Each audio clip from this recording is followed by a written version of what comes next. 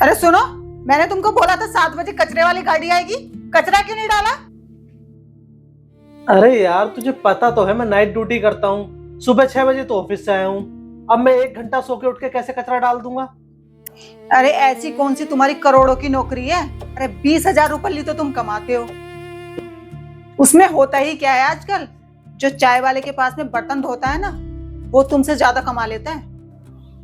अरे तू मेरा दिमाग खराब ना कर सुबह सुबह, वरना मेरा ना हाथ उठ जाएगा तुझ पे। अच्छा, उठा के दिखाना। अभी अपने भाई को बुला के ना तुम्हारी हड्डी टूटवा दूंगी।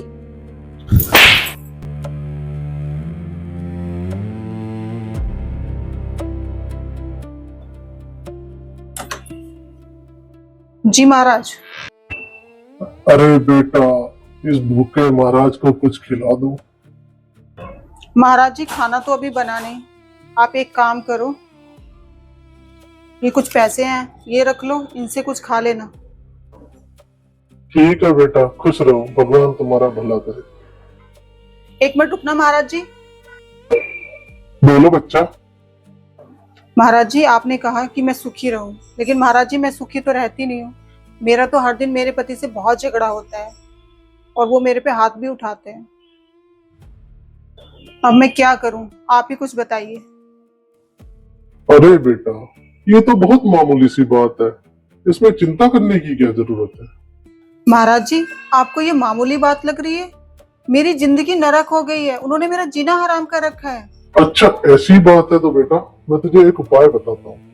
अगर तू उस उपाय को कर लेगी ना, तेरा पति मारने की बात तो दूर है, तेरे आगे ऊंची आवाज में भी बात नहीं करेगा। बताओ बेटा, जैसा मैं बोलूंगा ऐसा करोगी?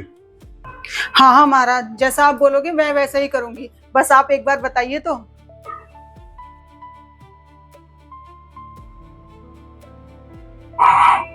लो बेटा, अपना दायां हाथ आगे करो।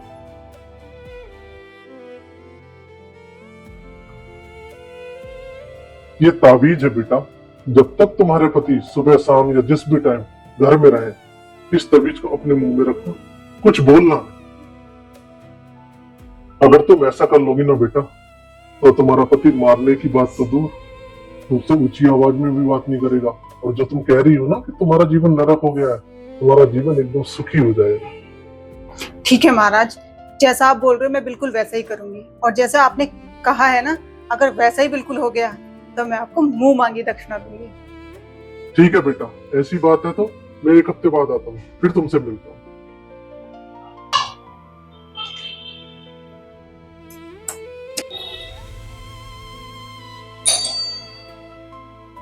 लगता ही आ गए। महाराज जी ने बोला था जैसे ही तेरा पति घर पे आए ये ताबीज मुंह में रख लेना और कुछ बोलना भी नहीं है।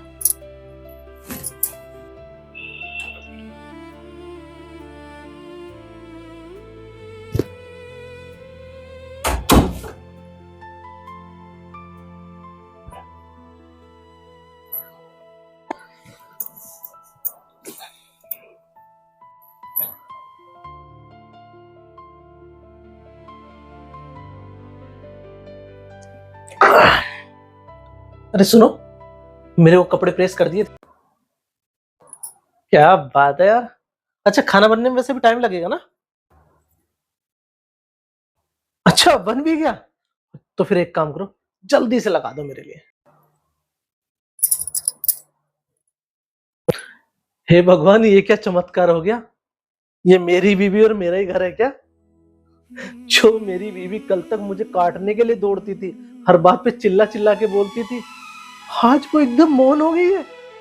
हे भगवान, ये चमत्कार बनाए रखना।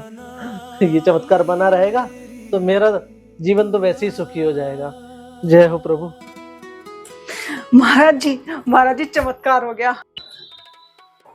आपने जैसे बोला था ना, मैंने बिल्कुल वैसे ही किया।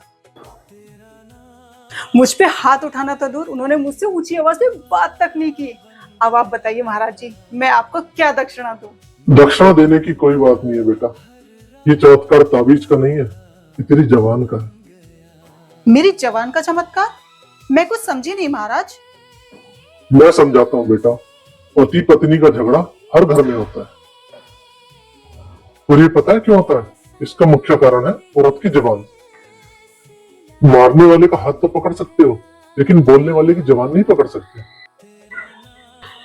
पति बेचारा थका हारा शाम को घर आता है, इससे पहले कि वो बैठे चैन की सांस ले, पत्नी का ड्रामा शुरू हो जाता है।